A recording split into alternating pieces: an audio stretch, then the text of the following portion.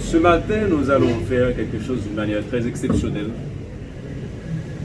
et surtout par rapport à la conjoncture actuelle qui nous dérange tous et ceci, ça dérange tous les citoyens conséquents. Le Réveil national pour la souveraineté d'Haïti est allié à travers l'opposition plurielle constate avec un sentiment de honte que la population haïtienne traverse la période la plus sombre de son histoire. Sous les yeux et aux oreilles des hommes et femmes qui s'accaparent du pouvoir avec la seule intention de préserver leur santé économique. Il faut signaler que 39 ans après l'indépendance, soit en 1843, le pays commence à faire face à des situations qui n'avaient pas été prévues par les héros de la Révolution. Lutte acharnée pour le pouvoir, l'ambition de chacun de créer sa propre dynastie et autres dérives, voilà les mots qui rongent la République. Depuis lors, la communauté internationale a commencé à mettre en place des stratégies pour reprendre le contrôle de ce peuple noir qui s'était battu à corps perdu pour sa liberté. La communauté internationale commence à créer des organismes internationaux faisant semblant de vouloir intégrer les Haïtiens dans toutes les structures mondiales. Mais ils ne sont invités que comme cobayes. Par ailleurs, les caprices de l'Occident lui donnent l'accès de devenir l'artisan de tous les gouvernements qui nous réduisent à notre plus petite expression. Nous qui avons été le mentor de toutes les révolutions. Une synergie se forme contre nous. Et le pire, c'est qu'elle utilise certains de nos compatriotes sans scrupules qui ne voient que leur intérêt mesquin. Ces hommes et femmes sont utilisés pour piller nos ressources au profit des puissances étrangères, pour perturber le bon fonctionnement de la République en chassant tous les gouvernements qui ne font pas le jeu de l'Occident. Ces vautours nous créent tellement de panique, ils ont ouvert la voie à l'occupation américaine en 1915, qui a causé des dégâts considérables sur notre territoire national.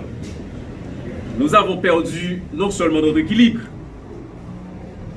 nous avons perdu notre sens de souveraineté. Car cette occupation n'a pas seulement dévasté une grande partie de nos ressources, elle a aussi détruit notre structure ancestrale, nous plongeant dans une forme de tohu-bohu. Aucun territoire ne peut trouver son vrai sens de fonctionnement sans une source d'énergie dans laquelle ses habitants peuvent puiser pour se régénérer. De gouvernement en gouvernement, les crises se multiplient car le problème n'est jamais abordé à la racine. Il faut un véritable sens de responsabilité. Il faut une entente entre toutes les forces vives de la nation. La mainmise de la communauté internationale, notamment les États-Unis d'Amérique, sur tous les gouvernements d'Haïti, depuis l'occupation, est la cause principale de la dégradation du pays en instaurant des gouvernements de doublure. De la chute du régime des Duvalier à la junte militaire, de l'élection du 16 décembre 1990 au coup d'État contre Jean-Bertrand Aristide, son retour au pouvoir en début des années 2000, le retour de René Préval, les perturbations sociopolitiques avec toujours les bras internationaux derrière, l'arrivée du groupe PHTK avec comme chef de file Joseph Michel Martelly, le système privé, Jovenel Moïse, Ariel Henry, et maintenant une structure gouvernementale de la honte, représentée par un serpent à 7 têtes, 2 cornes et une queue, qui amplifie la crise, car ces secteurs ne sont pas à la hauteur de leurs responsabilités. Ils créent des conflits d'intérêts, tandis que la population porte de lourds fardeaux de cette crise qui la déshumanise. A noter que de tous ces événements, il n'y a rien comme clause à l'échelle internationale. Et ces événements se déroulent même sous les yeux complices de diverses organisations internationales qui se font passer pour des médiateurs, que ce soit à travers des missions militaires, civiles ou diplomatiques. Le pays est l'objet de la pire situation qu'aucun peuple n'ait jamais connue. la montée excessive des gangs à travers toutes les régions du pays, l'asphyxie générale de la population ne profite qu'aux groupes armés et leurs promoteurs, dont la majeure partie se trouve dans différents secteurs du pays. Les cas de violence à Carrefourfeuille, Artibonite, la plaine du cul-de-sac, Cabaret, Gressier, Gantier, Cholino, Kescoff, etc., où les gens sont chassés de chez eux, massacrés, brûlés vifs, tout cela sous les yeux des pseudo-autorités et de la communauté internationale sont des preuves accablantes. On se réfère à ce récent cas de mortalité à l'intérieur même d'une salle de classe où le jeune étudiant a perdu sa vie. Ça, c'en est trop.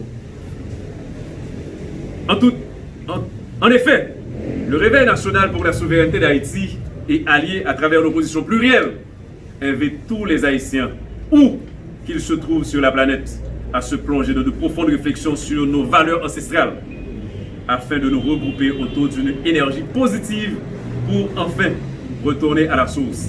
Ainsi, l'opportunité nous parviendra de reformater la nation par les nègres, avec les nègres, pour les nègres.